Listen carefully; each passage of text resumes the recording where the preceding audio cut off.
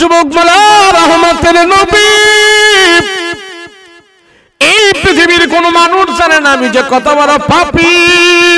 রাসূল গো আমার পাপের কথা ওমরের কাছে আমি বলি নাই পয়গম্বর, আপনার কাছে আমি যদি আমার পাপের কথা বলি তাইলে মনে হয় আল্লাহর দরবার থেকে আমি ক্ষমা প্রাপ্ত হব। নবীজি বলেন বলো বলো তোমার পাপের কথা বলো, আমি একটু শুনি, তারপরে তোমার জন্য আল্লাহর দরবারে দোয়া করি। যুবক ডাক দিয়া কয় না না পয়গম্বর গো না, বলতে আমার বড় কষ্ট হয়, লজ্জা হয়। রাসূল বলে বলো আমি তোমার জন্য দোয়া করি। যুবক এবার আমার পয়গম্বরের কাছে তার দিলের পাপের কথা বলতেছে। ওগো রহমাতুল লিল আলামিন, এই মদিনায় আমার বাড়ি, আমার বাপ দাদার বাড়ি, আমার বংশধরেরা মদিনার মধ্যে বসবাস করি। রাসূল গো আমিও মদিনার মধ্যে বসবাস করি, তবে আমি মানুষটা তেমন ভালো না গো রাসূল, ভালো না। আমি যুবক মানুষ, ছোটকাল থেকেই আমার স্বভাব চরিত্র ভালো না। আমি যাতে একটা চোর, চুরি করাটা আমার পেশা। রাসূল গো চুরি করাটা আমার পেশা। নবী বলে তুমি কি চুরি করো বলো। যুবক ডাক দিয়া কয় পয়গম্বর, মদিনার কোন দোকানপাট মার্কেটে চুরি করি না, কোন মানুষের বাড়িতে চুরি করি না, গাছের ফসলাদি চুরি করি না, ক্ষেতের শস্য দিয়ে আমি চুরি করি না। নবীজি বলে তাইলে কি চুরি করো?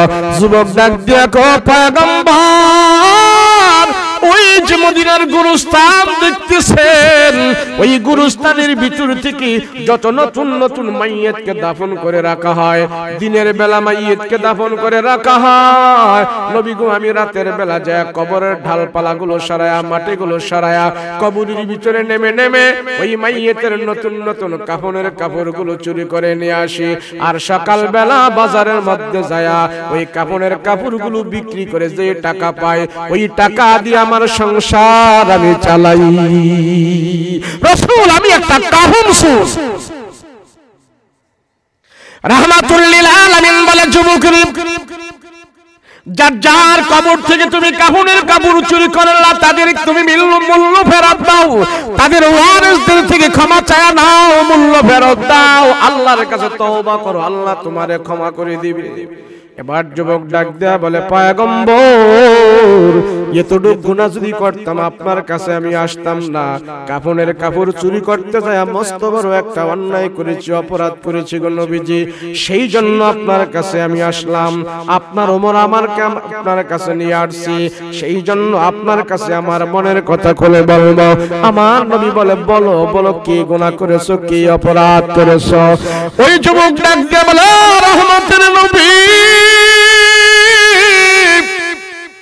এই তো কিছুদিন আগে মদিনার সুন্দরী একটি মহিলা মারা গেছে। রাসূল গো মহিলা যখন মারা গেছে আমি সবচেয়ে বড় খুশি হয়ে গেলাম। মহিলা মানুষ মারা গেছে, তার সেখানে কাফনের কাপড় বেশি দিবে, তার শরীরে বেশি থাকবে, তারে যখন কবরের ভিতরে রাখবি আমি মহিলার গা থেকে কাফনের কাপড়গুলো খুলবো আর সেগুলি নিয়ে বাজারে বিক্রি করবো, আমি অনেক দাম পাবো, সে টাকা দিয়ে আমার সংসার পরিচালনা করবো। ওই মহিলা পরহেজগারী আল্লাহর বান্দি, দুনিয়ার বুকে খুব ভালো মানুষ ছিল, রূপসী সুন্দরী পরহেজগারী আল্লাহর বান্দি। কিছুদিন আগে মারা গেছে, তার আত্মীয় স্বজনরা জানাজার নামাজ পড়ায়া মদিনার কবরস্থানের ভেতরে রেখে দিয়েছে। তারা যখন দিনের বেলা তারে কবরস্থ করে রেখে দিল, আমি যখন সন্ধ্যা সময় পাইলাম, সন্ধ্যা হইল, সন্ধ্যা সময় যায়া রাতের বেলা যায় কবরের মাটিগুলো সরাইলাম, ঢালপালাগুলো সরাইলাম, ছোট্ট একটি আলো নিয়ে কবরের ভিতরে আমি প্রবেশ করলাম। এক এক করে পয়গম্বর ওই মহিলার গা থেকে আমি এক এক করে 5খানা কাফনের কাপড় আমি খুললাম। কাপড়গুলো খুলে যখন গাঁটটি বেঁধি কাপড়গুলো নিয়ে আমি রওনা দিব, এমন মুহূর্তে পয়গম্বর শয়তান আমারে ধোঁকা দিল, আমার দিমাগ নষ্ট করে ফেললো। শয়তান আমারে ধোঁকা দিয়া বলে, যুবক এই কবরের ভিতরে কত সুন্দরী মহিলার লাশ পড়ে আছে দেখো, কোনো মানুষ নাই, কোনো আলো নাই, কোনো আওয়াজ নাই, কোনো বাতাস নাই, তুমি যদি চাও তাইলে তোমার মনের খাহেশ তুমি মিটাইতে পারো। নাউজুবিল্লাহ। ও রাহমাতুল লিল আলামিন, শয়তানের প্রবঞ্চনায় পড়ে আমার দিমাগ নষ্ট হয়ে গেল। রাসূল গো শয়তান ধোঁকা দিয়ে আমার দিমাগ নষ্ট করে ফেললো। পয়গম্বর শয়তানের ধোঁকা আমি বুঝি নাই, শয়তানের ধোঁকায় পড়ে পয়গম্বর আমার মনের চাহিদা আমি কবরের ভিতরে মিটাইলাম। চাহিদা মিটানোর পরে কাপড়গুলো নিয়ে যখন আমি চলে আসবো, এমন মুহূর্তে ওই মৃত্যু মহিলার জবান থেকে আওয়াজ বের হয়ে গেছে, আমার ডাক দেয়া বলে, রে যুবক, কেন তুমি এমন করলা? আমাকে কেন তুমি নাপাক করে দিলা? এই অবস্থায় আল্লাহর আদালতে আমি কেমনে হাজির হব? আমি হাসরের ময়দানে নাপাক শরীর নিয়ে আমি আল্লাহর দরবারে কেমনে হাজির হব? দুনিয়াতে কোনো মানুষ আমার ইজ্জত নষ্ট করতে পারে না, দুনিয়াতে কেউ আমাকে ক্ষতি করতে পারে নাই, আর তুমি আমাকে এখানে দুর্বল পায়া আমারে কেন তুমি এমন করে দিলা? আল্লাহর আদালতে কি জবাব দিবা? কি জবাব দিবি? রাসূল মৃত মহিলা যখন কবর থেকে আওয়াজ বের করলাম, জবান থেকে আওয়াজ বের হইল, পয়গম্বর আমার কলিজায় পানি নাই, ও রহমতের নবী, আমি ভয় পেয়ে গেছি। হায় রে, আমি কি করলাম? এত বড় পাপী আমি, এত বড় জিনাকার। রব্বুল আলামিন, আমি কবরের ভিতরে যখন নাকি ভয় পাইতেছি, আমি কই যাব, কেমনে যাব, কি করব? রাসূল গো কোন রকম কবর থেকে উঠা আমি দৌড়াইতে যাই, কিন্তু দৌড়াইতে পারি না। আমি হামাগুড়ি দিয়া রাস্তায় হাঁটতেছি, আর এক জায়গায় পড়ে পড়ে কান্না করতেছি। হায় রে, আসমানের নিচে জমিনের উপরে মনে হয় আমার চাইতে বড় কোনো গুনাহগার নাই। আমার যে গুনাহ দেখি মৃত্যু মহিলা পর্যন্ত আমাকে ঘৃণা করেছে। ও পয়গম্বর, আপনার ওমর আমাকে আপনার কাছে নিয়ে আসছে। রাসূল গো, আপনি যদি আমার জন্য একটু দোয়া করেন, তাইলে মনে হয় আল্লাহ তাআলা আপনার দোয়ার বরকতে আল্লাহ তাআলা আমারে ক্ষমা করে দিতে পারে। রাসূল আমার জন্য একটু দোয়া করেন। আল্লামা শায়েখ কারি আবুল্লাহ সামরকান্দি রাহমাতুল্লাহি আলাইহি তার কিতাবের ভিতরে লেখে, আল্লাহর নবী যখন নাকি যুবকের এই কথা শুনলো, পয়গম্বর বসা ছিলেন, নবীজি ভয়ে লাফ দিয়ে দাঁড়ায় গেছে। আল্লাহর নবী একবারে আচমকা হয়ে গেছে, থরথর করে কাঁপতেছেন। নবী ডাক দেয়া কয়, রে যুবক, মদিনার বুকে তোমার চাইতে এমন জঘন্য অপরাধী আমি রাসূল আর কোনোদিন দেখি নাই। আমি কত পাপী দেখেছি, তোমার মতন পাপী আমি কোনোদিন দেখি নাই। আমি আর এক মুহূর্তের জন্য তোর চেহারাটা দেখতে চাই না রে পাপী, দেখতে চাই না। আমার রাসূলের দরবার ঠিকই, তুমি এখন দূরে যাও, তুমি এখন দূরে যাও। আমি নবীজি তোর মতন পাপীর চেহারাটা এক মুহূর্তের জন্য দেখতে চাই না। দূর হও, আমি রাসূল বহুত পাপী দেখেছি, এই মক্কা মদিনায় তোর মতো জঘন্য পাপী আমি কোনোদিন দেখি নাই। আমার রাসূলের দরবারে আর এক মুহূর্ত থাকার তোর কোনো সুযোগ নাই। দূর হও। আল্লাহর নবী তারা ধমকায় তারাই দিল, ধমকায় তারাই দিল, দূর হ, দূর হ। রাহমাতুল লিল আলামিন তারে বিদায় করে দিয়েছে, দূর হ, দূর হ। এ পাপিষ্ঠ, আমার কাছে তোর জায়গা নাই। ওই জিনাকার যুবক মনে মনে ভাবতেছে, হায় রে, আমার নবী যদি আমার প্রতি এখন বদদোয়া শুরু করে, তাইলে তো আল্লাহ আমার এখন গজবের মধ্যে ফালায়া দিবে। না না, নবীর দরবারে আর থাকা যায় না, থাকা যায় না। ওই যুবক আমার নবীর দরবার থেকে একটা দৌড় দিছে, দৌড়া দৌড়া বাড়িতে যায় নাই, দোকানপাট মার্কেটে যায় নাই, সোজা পাহাড়ের উপরে চলে গেছে।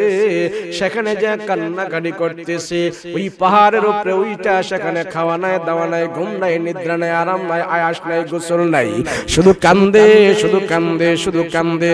আর আল্লাহর দিকে হাত উঠায় বড় বড় চিৎকার করে বলে, মালিক,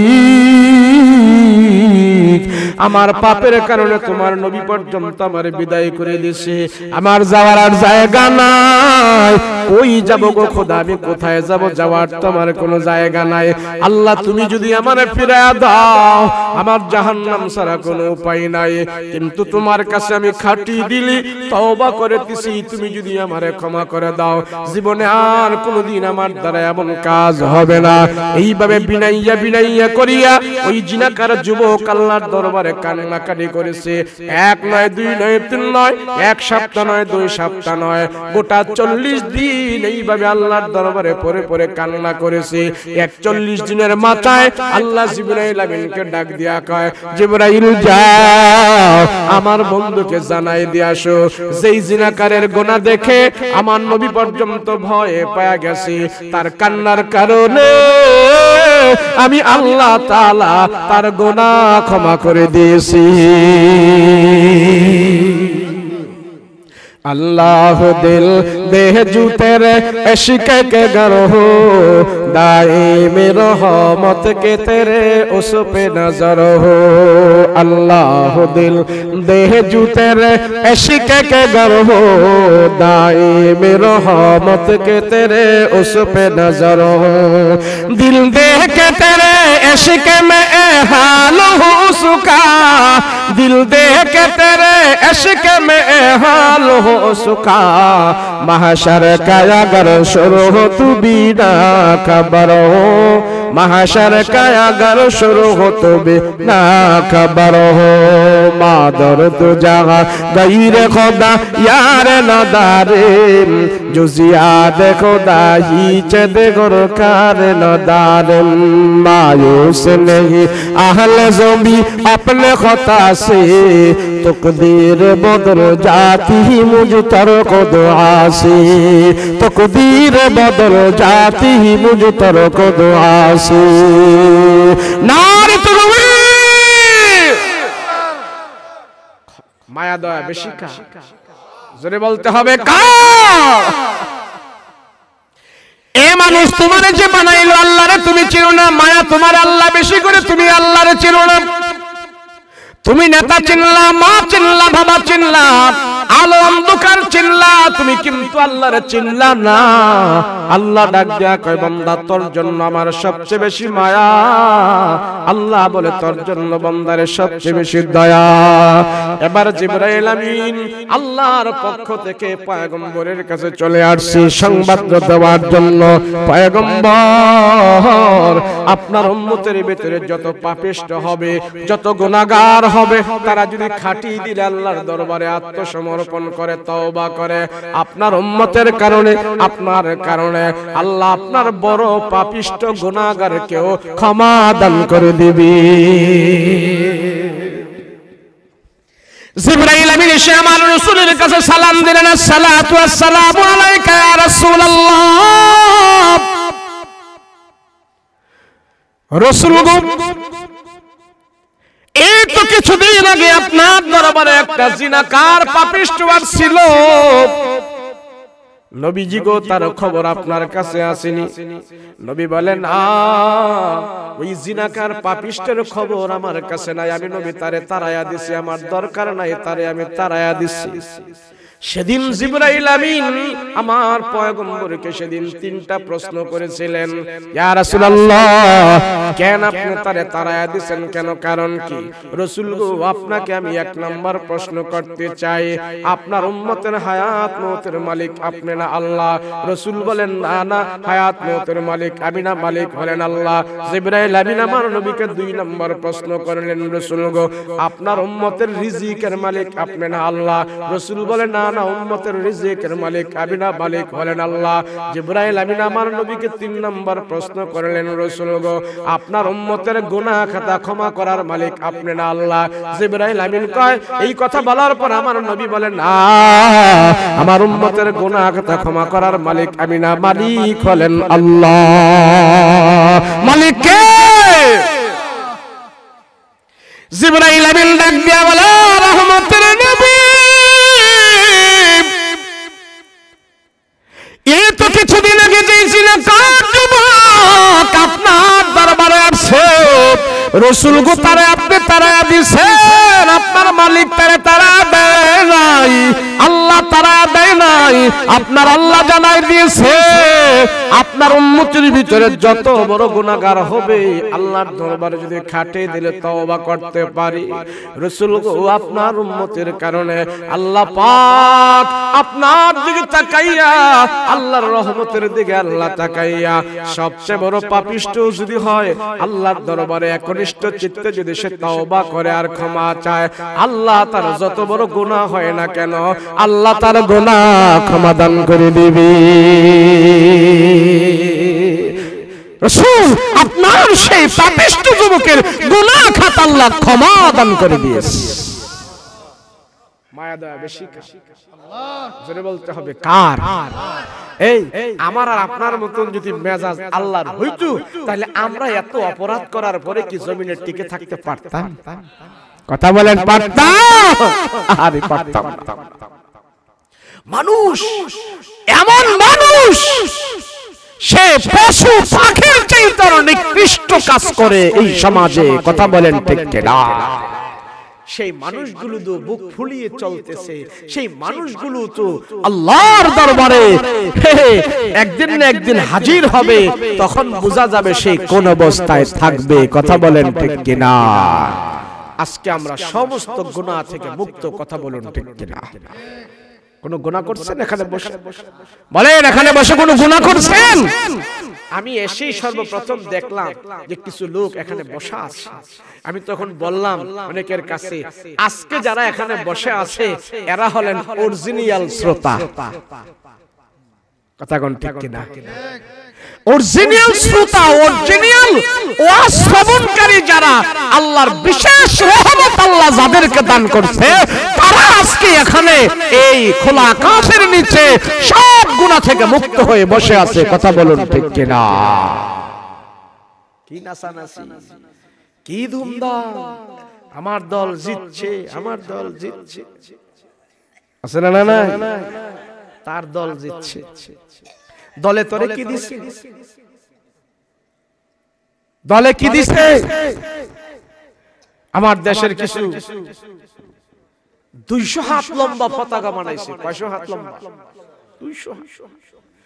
200 হাত লম্বা পতাকা বানাইছে তখন আমি কইলাম আরে ফকিন্নির ফোলারা জাগল লাগে এত বড় পতাকা বানাইছো তাদেরকে কয় টাকা দিছে কথা কোন ঠিক কিনা যেই জাতি খেলাধুলায় লিপ্ত হয়ে যায় যেই জাতি গান গাইতে লিপ্ত হয়ে যায় রাসূল বলেন তাদের সর্বপ্রথম তারা নিজেরাই দেখে যায় মুসলমান আজ খেলাধুলায় লিপ্ত মুসলমান আজ গান বাদ্যে লিপ্ত হয়ে গেছে মুসলমানের ছেলে মেয়েরা আজকে জিনায় লিপ্ত হয়ে গেছে কথা বলেন ঠিক না জিনা করাটা যে পাপ জিনা করাটা যে অপরাধ এই সমাজের মানুষ এটাকে কোনো তোয়াক্কাই করে না এটাকে ডন কেয়ার মনে করে অথচ যেই জমিনে জিনা করা হয় সেই জমিনে নাফরমানি করা হয় সেই জমিন আল্লাহর কাছে বলে আল্লাহ তুমি আমারে ফাটায়া দাও ফাটল করে দাও জিনাকারী এবং জিনাকারিনীরে আমার ফাটার ভিতরে ঢোকায়া দাও আমি মাটি চাপ দিয়ে তার হাড্ডি মাংস গুঁড়া করে দেব দেখি তার কত মর্দমি শক্তি আছে আল্লাহ কয় মাটি থাম থাম আমার বান্দারে আমি সুযোগ দিয়েছি সে যদি ভুল বুঝে সে যদি আমার কাছে তওবা করে আমি তার জিনার গুনাহ ক্ষমা দান করে দেব বলেন এমন মহান মালিক পৃথিবীতে আর কে আছে আল্লাহ ছাড়া কি আর কেউ আছে বলেন আল্লাহ ছাড়া কি কেউ আছে সে আমাদের হাকামুল হাকিম আল্লাহ ডাক দিয়া কয় মানুষেরা শোনো সর্বপ্রথম তোমরা আমাকে মানবা আমার ইবাদত করবা আমার পরে পৃথিবীতে তোমরা যারে মানবা যারে ইবাদত করবা আল্লাহ কয় ওয়াকাদা রাব্বুকা আল্লা তা'বুদু ইল্লা ইয়াহু ওয়া বিল ওয়ালিদাইনি ইহসানা আল্লাহু আকবার আল্লাহকে আমার ইবাদত করবি আমারে মানবি ইবাদত আমারে করবি এরপরে তারা কারে মানবি আল্লাহ বলে আমারে মানবি আমার পরে তোরা কারে মানবি মানবি জানুসনি আল্লাহ এই আয়াতের দ্বিতীয় অংশ বলে ইল্লা ইয়াহু ওয়া বিল ওয়ালিদাইনি ইহসানা, আমার ইবাদত করবা আর দুনিয়াতে তোমরা যার উসিলায় দুনিয়াতে আসছো, যার মাধ্যমে তোমরা দুনিয়াতে আসছো, যার দ্বারা দুনিয়ার আলো বাতাস তোমরা দেখেছো, আমার পরে তোমাদের সেই পিতা মাতাকে তোমরা মানবা। প্রথম তো আমি, এরপরে কে? পিতা মাতা। আরে এই যে খেলা আসতেছে, ওহন পিতা মাতার মানবো কেমন? হুজুর ফুলায় বাদ দেয় না, মায়ায় কথা শোনে না, হুজুর ফুলা ফাইন কথা শোনে, শুনবো কেমনে? সেদিন দেখলাম এক মহিলা এত বিশাল বড় টিভি আনছে বাড়িতে, মহিলা কি তো পরে শুনলাম মহিলা সারা রাত খেলা দেখে, বউ জিফুলা লইয়া সব লইয়া আনন্দ ফুর্তি করে, জিফুলা সব নিয়া উনি টিভি নিয়ে আইছে শুধু খেলা দেখার জন্য। কথা কন কি দেখার জন্য? তো যে মা বসে বসে কবিরা গুনাহ করে, ছেলেরা কি কোরআন শরীফ পড়বে? তো হেরাওতি গুনাহই করবে। কথা কন না দিস। যেই মা বাবা ঘরের ভিতরে বসে গুনাহ করে, তো সন্তানেরা কি তাহাজ্জুদ পড়বে না গুনাহই করবে? তা আবার আয়েশা বলে হুজুর ফুলাফান কথা শুনে না। আরে ফুলাফান কথা শুনলো কেমনে? তুমি যে মা, তুমি বাবা, তোমার সন্তানকে বিপদগামী করেছো, সে কথা শুনবো কেমনে? কথা কোন ঠিক কিনা? ফুলা এখন হাইটা হাইটা বাজারে যাইতে পারে, তো বাবাই করে আবুল্লাহ রে তুই তো এখন বাজারে যাস বাবা, নে 50টা টাকা লয়ে যা আব্বা, আমার জন্য 5টা সিগারেট নিয়ে আইস। কথা বলেন ঠিক কিনা? ফুলারে বাবাই কয়, বাবা এখন খুশি, হুজুর আমার ছেলে এখন বাজারে যাইতে পারে, স্কুলে যাইতে পারে, খুব ভালো লাগে, আল্লাহ অনেক বছর পরে একটা ছেলে দিয়েছে, তো দোয়া করো। এখন সে যখন বাজারে যাইতে পারে, তো বাবা 50টা টাকা দিয়া কয় আবুল রে আমার লাগা 5টা সিগারেট আনিস। এখন আবুলে তো প্রত্যেকদিন বাবার এনে সিগারেট খাওয়ায়। এখন আবুলে মনে মনে চিন্তা করে, আল্লাহ জন্মের পরে তো দেখতেছি আমার বাবা এই সিগারেট খায়, আল্লাহ কি ভিটামিন না এটার মধ্যে তুমি দিয়া রাখছো। কথা কোন ঠিক কিনা? যেই খাবার বাবায় খায় সেই খাবার সন্তানে খাইতে মনে চায় কিনা? কথা কোন চায় কিনা? এখন আবুল্লাহ তো বাবার জন্য 5টা লয়া একটা এইভাবে কমরের মধ্যে ব্ল্যাকমেল করে, আর সাইডটাই না বাপেরে দেয়, তুই খানাসে এই সাইডটাই খায়। আর আবুল আম চিন্তা করতেছে, আব্বা এগুলা খুব সুন্দর মতো খায়, তো আমি কেমনে খাই? আমার সামান্য ফলাবেন তো কেউ খায় না, অনেকগুলা খায়, কি করি এখন? কই ধরাই? ভয় ভয় লাগে। এখন ফলাই করছে কি পায়খানার ভিতরে যায় শীতকানি লাগায়া ওই সিগারেট পায়খানার ভিতরে টানতাছে। বাস্তব না অবাস্তব? বাস্তব। এই ছেলেটা যদি এখন সিগারেট খায়, তো কিছুদিন পরে সে গাঞ্জা খাইতে কি কোনো সমস্যা হবে? যেটা গাঞ্জা খায় সেটা ফেনসিডিল খায়, ডাইল খায়, মদ খায়, গু খায়, সব খাইতে পারবে। কথা কই না দিস? তো খাওয়াটা সর্বপ্রথম স্টার্ট করলো কি? কথা কই না দিস? তো সে যত খাইয়া 2 নাম্বারই হইব, যত খাইয়া সে খারাপ হইব, এই খারাপের পিছনে কে? কথা কয় না? ঘুমাই গেছেন না? আওয়াজ না করলে ওয়াজ করতাম না। এই খাওয়াটা শুরু করলো কে? জোরে বলতে হবে কে? তো ফুলাটা যে খারাপ হইছে হের কারণে হইছে না বাপের কারণে হইছে? তো এই বাপের যদি কই নাই, বাপে কোনি ফানানি হের কাছ থেকে, হের কাছ থেকে ফুলার কাছ থেকে বাপে কোনি ফানাতো। তো আমার ছেলেরে আমি সুপথে আমি নিজে পরিচালনা করতে পারছি না, আমার কারণে এই ছেলে খারাপ হয়ে যাচ্ছে। আবার আমার যখন পিটায় তখনই বলি আরে ছেলে আমারে মারে বাদ দেয় না, তো দিব কেমনে? তুই তো ছেলেরে ভালো মতন পড়াশোনা করাইতে পারস নাই, তুই তো তোর ছেলেরে ভালো মতন কোনো শিক্ষা দিতে পারো নাই, তুমি তো যোগ্য পিতা না, তুমি তো অযোগ্য পিতা। কথা বলো ঠিক কিনা? অথচ তুমি যে একজন বাবা, তোমার দামটা তোমার সন্তানকে বুঝাইতে পারো নাই। তুমি যেন একজন মা, তোমার সম্মানটা তোমার সন্তানকে বুঝাইতে পারো নাই। তুমি একজন অথর্ব পিতা মাতা। কথা বলো ঠিক কিনা? অথচ রাসূল পাক সাল্লাল্লাহু আলাইহি ওয়াসাল্লাম নবীজি তার মাকে এত দাম দিয়েছেন, নিজের মাকে তো পায় নাই বয়স্ক হয়ে, রাসূল তো প্রাপ্ত বয়স্ক হওয়ার পর মাকেও পায় নাই, বাবাকেও পায় নাই, দাদাকেও পায় নাই, রাসূল তো একা নিঃস্ব, মা বাবা কারোরই পায় নাই। কিন্তু যার দুধ পান করে বড় হয়েছেন রাহমাতুল লিল আলামিন, তার নাম হলেন হালিমাতুস সাদিয়া। কথা বলেন ঠিক না? রাহমাতুল লিল আলামিন নবী আমার মায়ের মর্যাদা এমন ভাবে দিয়েছে, আমার নবীজি ভরা মজলিসে সাহাবায়ে কেরামদেরকে নিয়ে বসে আছে, কথাবার্তা বলতেছে। এমন মুহূর্তে সাহাবায়ে কেরাম দেখলেন একটা বৃদ্ধ মহিলা খটখট খটখট করে লাঠি ভর করে করে নবীজির দিকে আগা আগা আসতেছে। সাহাবীরা দেখলো বৃদ্ধ একজন মহিলা দূর থেকে লাঠি ভর করে করে করে নবীজির দিকে আসতেছে। নবীজিও তারে দেখলেন। আল্লাহর নবী রাহমাতুল্লাহ নবী আমার ওই বৃদ্ধ মহিলাকে দেখার পর সব সাহাবীদেরকে এখানে নবীজি রাইখা বড় মজলিস থেকে নবীজি হাঁটি হাঁটি পা পা করে দৌড়ায় দৌড়ায় ওই বৃদ্ধ মহিলাকে যায় আমজা দিয়া ধরে ধরে পয়গম্বর ওই মজলিসের ভিতরে নিয়ে আসলেন। বৃদ্ধ মহিলাকে দাঁড় করায়া রাহমাতুল লিল আলামিন নবীজির চাদর মুবারক গা থেকে খুলিয়া ওই মহিলার জন্য ছড়ায়া দিয়েছে। আর বৃদ্ধ মহিলাকে নবীজি আমজা করে ওই চাদরের ভিতরে বসাইলেন। বসায় খুব বিনয়ের সহিত সম্মান দিতেছে, কথা বলতেছে। সব সাহাবায়ে কেরাম আশ্চর্য হয়ে গেল। সাহাবীরা ডাক দিয়া বলে, ও রহমতের নবী, কেন যেন আপনি এই মহিলাকে এত সম্মান দিতেছেন আমরা জানি না। রাসূল গো, এটা কি আপনার গায়ের চাদর দুনিয়ার কোন কিছুর সমান নয়। আপনার গায়ের চাদরটা তামাম পৃথিবীর চাইতে সবচেয়ে বেশি দামি চাদর। আপনার গায়ের চাদরটা তামাম দুনিয়ার চাইতে আরো বেশি সবচেয়ে দামি।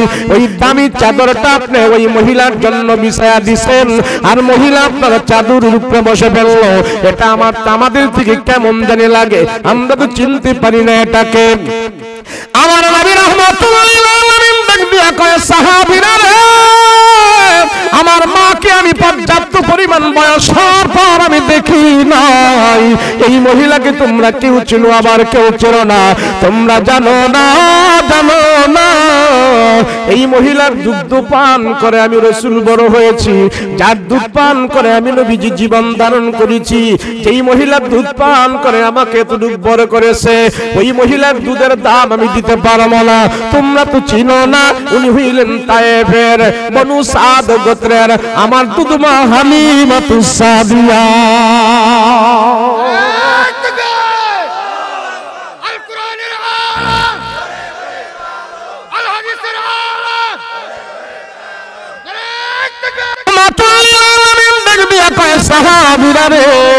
এই মহিলা মক্কা থেকে আমাকে যখন নাকি দুধ পান করানোর জন্য নিয়ে যায়, মহিলা তখন এত বেশি গরিব, এত বেশি ধনী ছিল না। উনি হলেন আমার দুধমা হালিমাতুস সাদিয়া। আমি নবীজির বরকতে তার অনেক বরকত হয়েছে। তার ওই মহিলা গরিব মানুষ ছিলেন, আমার দুধমা হালিমাতুস সাদিয়া গরিব মানুষ ছিলেন। তার ছয় সম্পত্তি ছিল না, তার কোনো ধনাঢ্যবান কোনো কিছুই ছিল না, এত সম্পত্তির মালিকও ছিল না। কিন্তু আমার নবীকে দুধ পান করার বেলায় কোনো কৃপণতা করে নাই। আমাকে পিসি অনেক খুশি হয়ে গেছে। আল্লাহর নবী ডাক দিয়া বলে, এ সাহাবীরা শুনো, এই মহিলার দুধ পান করে আমি রাসূল বড় হয়েছি। সে যদি আমার থেকে কোনোদিন দুধের দাম চায়, আমি রাসূল তার এক ফোঁটা দুধের দাম দিতে পারবো না। নবী ডাক দিয়া বলে, ও সাহাবীরা, আমি তার চাদরের উপরে বসাইলাম, এটা তো পর্যাপ্ত পরিমাণ সম্মান হয় নাই। আমার কাছে তো এমন কিছু নাই, তারে আমি দুনিয়াতে কি দিব? তার দুধ পান করে আমি নবীজি বড় হইলাম, তার আদর যত্ন পেয়ে আমি বড় হইলাম। সাহাবীরা, আমার একটা দুধ ভাই ছিল, এই মহিলা আমার দুধমা হালিমাতুস সাদিয়া এক স্তন থেকে আমার দুধ পাইকে দুধ পান করাইতো, আরেক স্তন থেকে আমাকে দুধ পান করাইতো, আমার দুধ বাড়িটাকে আমি যে স্তন থেকে দুধ পান করাইতাম ওখান থেকে তিনি দুধ পান করাইতো না। আমার জন্য হালিমাতুস সাদিয়ার একটা স্তর উনি বরাদ্দ করে রাখতো, সেখান থেকে আমি যেন দুধ পান করতে পারি। আল্লাহু আকবার। আর আমরা মনে করি বাপ মারে বছরে ৫,০০০ টাকা দিলাম, মাসে মাসে ২-৩ হাজার টাকা দিয়া বাপ মারে ২ বেলা খাবার দিয়া বাপ মার হক আদায় করে ফেলেছি। কত মা কান্না করে, হুজুর আমার ৫টা সন্তান, একটা সন্তানও আমারে দেখে না। হুজুর গো আমার সন্তানেরা বড় বড় চাকরিজীবী, আমার খবর নেয় না, আমার খবর নেয় না, আমার খবর নেয় না। এমন পাপিষ্ট আছে না নাই? ৫ ভাই ৬ ভাই ৭ ভাই যখন হয় তারা মেল বৈঠক করে, বাবারে কোন মাস খাওয়াইবা, মারে কোন মাস খাওয়াইবা। কথা কোন ঠিক না? ছোট ভাই কয় আমি খাওয়ামো ১ সপ্তাহ, বড় ভাই কয় আমি খাওয়ামো ১ সপ্তাহ, একজনে কয় আমি খাওয়ামো ২ মাস, আরেকজনে বলে আমি খাওয়াবো ৩ মাস, আর একজনে বলে আমি খাওয়াবো ১ মাস। ১ মাস ১ মাস করে খাওয়ায়া খাওয়ায়া মা বাবার হক আদায় করতে চায়। আর এক মহিলা ডাক দিয়া কাঁদতে কাঁদতে বলে, ও হুজুর আমার ৫টা সন্তান সবাই কাম করে কিন্তু আমারে খাওয়ায় না, আমারে খাওয়ায় না। হাইরি দুনিয়া কত বড় নিষ্ঠুর, কত বড় নিষ্ঠুর। এই মহিলার গর্ভে ৫টা সন্তান মহিলা ধারণ করেছে।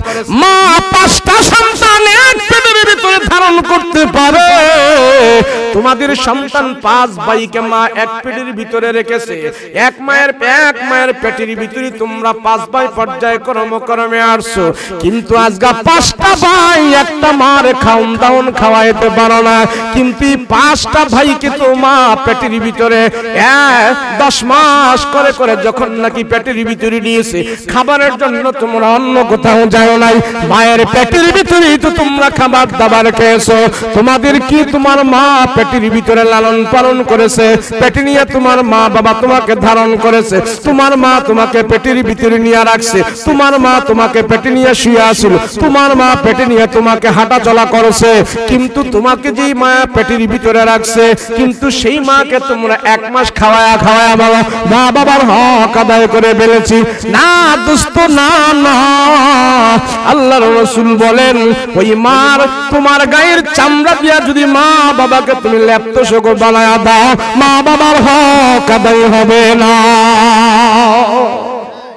হবে কি বলেন? হবে আর না? তাইলে সন্তানগুলো এমন হইল কেন? কারণ কি? সন্তানগুলো এত খারাপ হইল কারণ কি? কারণ হইল আমি অনেক জায়গায় বলি সন্তান এত খারাপ হওয়ার পিছনে সন্তানের দোষ নয়।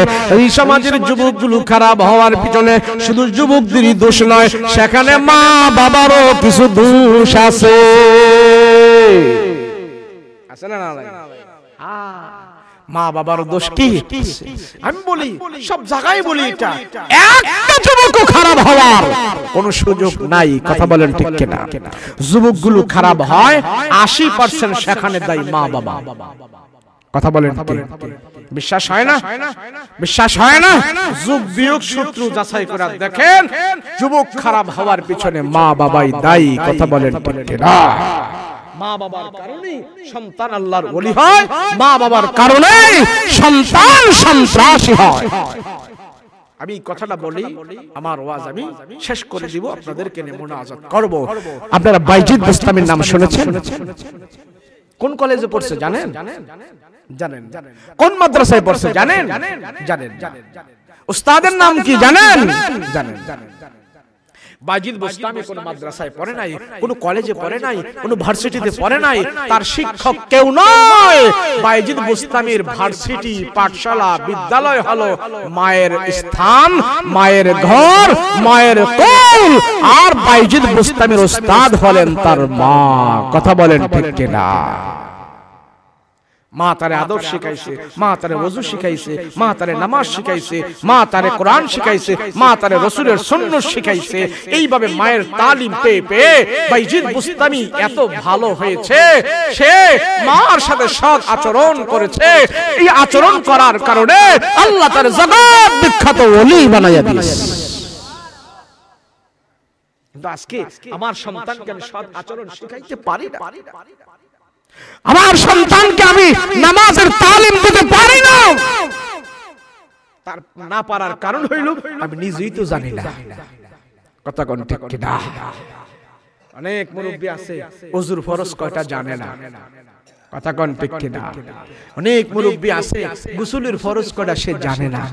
গোসলের ফরজ না জানা যদি সে গোসল করে তার গোসল হবে না, গোসল না হলে তার নামাজ হবে না, নামাজ না হলে তার কিছুই হবে না। তো সন্তান ভালো হইতো কে? কোত্থেকে ভালো হবে? বাইজিদ বুস্তামি রাহিমাহুল্লাহ তাআলা জগৎ বিখ্যাত ওলি। বাইজিদ বুস্তামি লম্বা ঘটনা সংক্ষিপ্ত করে বলছি, রাত অনেক হয়ে গেছে। খানায় কাবায় গিয়া তাওয়াফ করতেছে, হজ করতে গেছে। বাইজিদ বুস্তামি হজ করতেছে, হজে যায়া তাওয়াফ করতেছে। আল্লাহুম্মা লাব্বাইক লাব্বাইক লা শারীকা লাক লাব্বাইক, লাব্বাইক বলে বলে খানায় কাবার কাজ তাওয়াফ করলো, সম্পাদন করলো। তাওয়াফ করে করে আল্লাহর দরবারে হাত উঠাইলেন। আল্লাহ, এবার কয়জন হাজী আসছে আর কার কার হজ কবুল হয়েছে আল্লাহ তুমি আমারে একটু জানাই দাও, জানাই দাও। এই দোয়া করতে করতে বাইজিদ বুস্তামি হাতিমে কাবার উপরে ঘুমায়া গেছে। বাইজিদ বুস্তামি রাহমাতুল্লাহি আলাইহি আল্লাহর দরবারে দোয়া করে, মালিক এবছর কয়জন হাজী আসছে আর কার কার হজ আল্লাহ তুমি কবুল করলা। আল্লাহ গো আমার একটু জানায়া দাও কোন কোন হাজির হজ কবুল হইছে, আমার জানবার মন চায়, জানবার মন চায়, জানাই দাও, জানাই দাও। ঘুমের ঘরে দোয়া করতে করতে বাইজিদ বুস্তামি হাতিমে কাবার উপরে ঘুমায়া গেছে। ঘুমের ঘরে আল্লাহ পাক তার স্বপ্নে দেখাইতেছে, রে বাইজিদ যত হাজির আসছে হজ করার জন্য আমি আল্লাহ সবার হজ কবুল করেছি, তবে একজন হাজির হজ আমি আল্লাহ কবুল করি নাই। কয়জন? বাইজিদ রে আমি একজন হাজির হজ আমি আল্লাহ কবুল করি নাই। এই হাজির তুমি খানায় কাবায় পাবে না, মক্কায় পাবে না।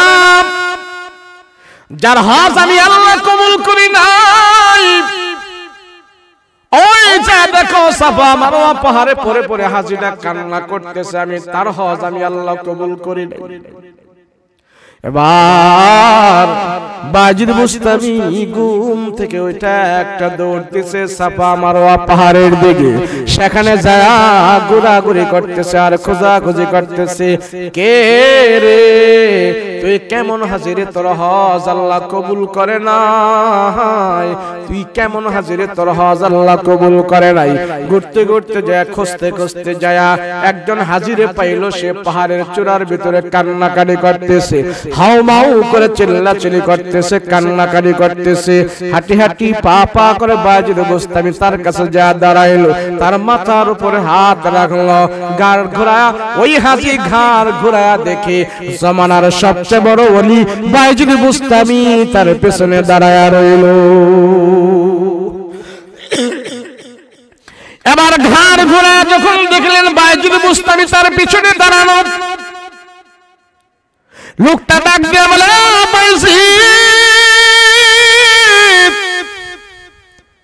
কি ব্যাপার, এখানে তো তোমার ছাড়া আর কেউ নাই, আমার ছাড়া এখানে কেউ নাই। কেউ যখন এই পাহাড়ের মধ্যে আসে না, আমি একা একা নির্জনে পাহাড়ের মধ্যে চলে আসছি, তুমি কেন চলে আসছো, কারণটা কি বলো? বাইজিদ বুস্তামি কয় আমি এখানে কেন আসলাম সেটা পরে বলবো, আগে তুমি বলো এখানে কেন আসলা? তুমি এখানে কান্নাকাটি করো, কারণটা কি? কেন এখানে কান্না করতেছো, কারণ কি?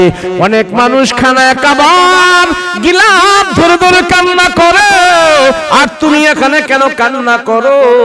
আমার একটু জানাই দাও, কেন কান্না করো? এখানে কান্নার কারণটা কি? বাইজিদ বুস্তামি রাহমাতুল্লাহ আলাইহি বলে, তুমি সাফা মারওয়া পাহাড়ে কান্না করো, কারণটা কি? লোকটা ডাক দিয়া কয়, বাইজিদ তুমি আমারে চেনো না, কিন্তু আমি তোমারে চিনি, তুমি জগৎ বিখ্যাত একজন আল্লাহর ওলি, আমি কিন্তু এই জামানার সবচেয়ে বড় সন্ত্রাসী। তুমি যেমন বড় আল্লাহর ওলি, আমি হইলাম এই জামানার সবচেয়ে বড় সন্ত্রাসী। বাইজিদ বুস্তামি বলে, কেন রে তুই সন্ত্রাসী করো, কারণটা কি? বুঝলাম তুই বড় সন্ত্রাস, এখানে পরে পরে কান্না করো, কারণটা কি? এবার বাইজিদ বুস্তামি তার দিকে তাকায় দেখে লোকটা আল্লাহর দরবারে দোয়া করতেছে, লোকটা কান্নাকাটি করতেছে, কিন্তু লোকটার এক হাত নাই। আল্লাহর বান্দার এক হাত নাই, আর এক হাত উঠে আল্লাহর দরবারে দোয়া করতেছে, কান্নাকাটি করে। বাইজিদ বুস্তামি কয়, ভাই রে তোর নাম কি? কয় আমার নাম হারুন। কয় হারুন রে, তুই এক হাত উঠে আল্লাহর দরবারে কান্না করস, কারণটা কি? তোর আরেকটা হাত কই? মানুষ তো আল্লাহর দরবারে দুই হাত উঠায় দোয়া করে, তুই এক হাত দিয়া দোয়া করস, কারণটা কি? বাইজিদ বুস্তামি চাদর আগলা দেখে লোকটার একটা হাত নাই, এখান থেকে কর্তন করা। এবার বাইজিদ বুস্তামি বলে, তোমার এই হাতটা গেল কোথায়? কয় বাইজিদ এই হাতটা আমি নিজে নিজে কাইটা কোবায়া কোবায়া আলাদা করে ফেলে দিয়েছি। কি রে, তোর হাত তো নিজে কাইটা ফেলাইলি, কারণটা কি? লোকটা ডাক দিয়া কয়, বাইজিদ তুমি তো জানো না এই হাত দিয়ে আমার মারে আমি আঘাত করেছিলাম। বাইজিদ জানো? তোমার মা তো তোমারে নামাজ, রোজা, ওযু, গোসল, আদব কায়দা, লেহাজ, তবিয়ত, সুন্নাত, ওয়াজিব সব শিখাইছে। আমার মা আমার এগুলো কিচ্ছু শিখায় নাই। আমার মার অবহেলার কারণে আমি এলাকার টাউট বাটপার, গাঞ্জাখোর, মদখোর, সন্ত্রাসী ছেলেদের সাথে আমার সঙ্গ ছিল। আমি একদিন নেশা খাইয়া মাতাল হয়ে আমার মার উপরে আমি আক্রমণ করেছিলাম। এখন যেহেতু আমি বুঝতে পেরেছি আমি অন্যায় করেছি, হজে আসার আগে আমার দিলের ভিতরে ধাক্কা লাগলো, হয় রে যেই হাত দিয়ে মারে আমি আঘাত করেছি। বাইজিদ এই হাত নিয়ে আমি আল্লাহর খানায় কাবায় আসবো না। আমি মনের উপরে জিদ কইরা যে হাত দিয়ে মারে আঘাত করছি, সেই হাতটা আমি নিজে নিজে কাইটা কুবায়া কুবায়া আলাদা করে ফেলে দিয়েছি। বাইজিদ বুস্তামি আশ্চর্য হয়ে গেল, আল্লাহ, যে মানুষ মুখের অপরাধ জানিয়ে হাত কাইটা ফলাইছে, পা কাইটা ফলাইছে, আল্লাহ তাআলা মাফ করে দাও, মাফ করে দাও। বাইজিদ বুস্তামি আল্লাহর দরবারে হাত উঠে দোয়া করতেছে, আল্লাহ তাআলা মাফ করে দাও, মাফ করে দাও।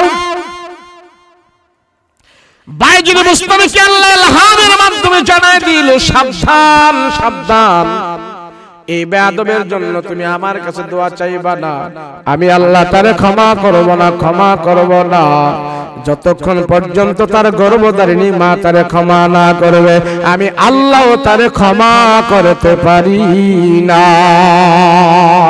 আমি ক্ষমা করব না। বাইজিদ বুস্তামি বলল, আল্লাহ, মায়ের দাম এত বেশি, তার জন্য আমি আল্লাহর কাছে অনেক চেয়েছিলাম, কিন্তু আল্লাহ তোরে ক্ষমা করবে না। আমার বাইজিদের কিছু করার নাই, যায় আমার পথ আমি দৌড়ি, তোর পথ তুই দৌড়। বলেন এই সন্তানটা খারাপ হওয়ার পিছনে কার অবহেলা? কথা কন না কে, কার? তাহলে মা যদি তারে ওযু, গোসল, নামাজ, রোজা এগুলি শিখাইতো, এই সন্তান কি এত খারাপ হইতো? আল্লাহ দেখাই দিয়েছে, মার কারণে একজন হলেন ওলি, আরেকজন মার কারণে সে হইল জামানার সবচেয়ে বড় সন্ত্রাসী। হজ করতে আসে, আমি আল্লাহ তার হজও কবুল করি নাই। কথা বলেন ঠিক কি না? হজ মক্কায় গিয়া করা লাগবে, হজ তো ঘরেই আছে। কথা কোন ঠিক কি না? রাসূল বলেন, তোর মার চেহারার দিকে তাকা, বারবার তাকা, মায়ার নজরে তাকা, যতবার তাকাবি আল্লাহ ততবার তোর হজের সওয়াব দান করে দিবেন। বলেন এর চেয়ে মর্যাদা আর জন্য আল্লাহ পাক বলছেন, আমার পরে পৃথিবীতে স্থান হলো, সম্মানের স্থান হলো, সম্মানের পাত্র হলো তোমাদের গর্ভধারিণী মা। কথা বলেন ঠিক কি না? আজকে যখন আমরা শুনতে পাই সন্তান তার মাকে মারে, সন্তান তার বাবাকে মারে, মা বাবারে বাইন্দা পিটাইয়া মা বাবা থেকে জোর করে সই কইরা বাবার সংশয় সম্পত্তির মালিক তার সন্তানেরা হয়ে যায়। কত বড় দুঃখজনক কথা। এই ব্যাককলে জানে না কিছুদিন পরে যেন আমার সন্তানেরাও আমারে পিটাইয়া এই সম্পদ নিয়ে যাবে। কথা বলেন ঠিক কিনা? তাহলে আমরা মা বাবার সাথে সদ্ব্যবহার করব তো ইনশাআল্লাহ। কথা বলেন করব তো ইনশাআল্লাহ। যেই মা বাবা আজকে সন্তান পেটে নিয়ে খেলা দেখো, সিনেমা দেখো, টিভি দেখো, নাচ গান আড্ডা মারতেছো, রং তামাশা আছো, তোমার সন্তান পেটের ভিতরে আসার পর এই রং তামাশার একজন ওসুল উড়াইয়া দেব কিন্তু। কথা বলেন ঠিক কিনা? সন্তান পেটে যেই মহিলার আসে সেই মহিলা যদি কোরআন তেলাওয়াত করে, সূরা ইয়াসিন তেলাওয়াত করে, আল্লাহকে ভয় করে নামাজ পড়ে, আল্লাহ পাক সেই সন্তানকে এই আমলগুলো আল্লাহ কুদরতি ভাবে সন্তানের উপরে ঢেলে দিবে।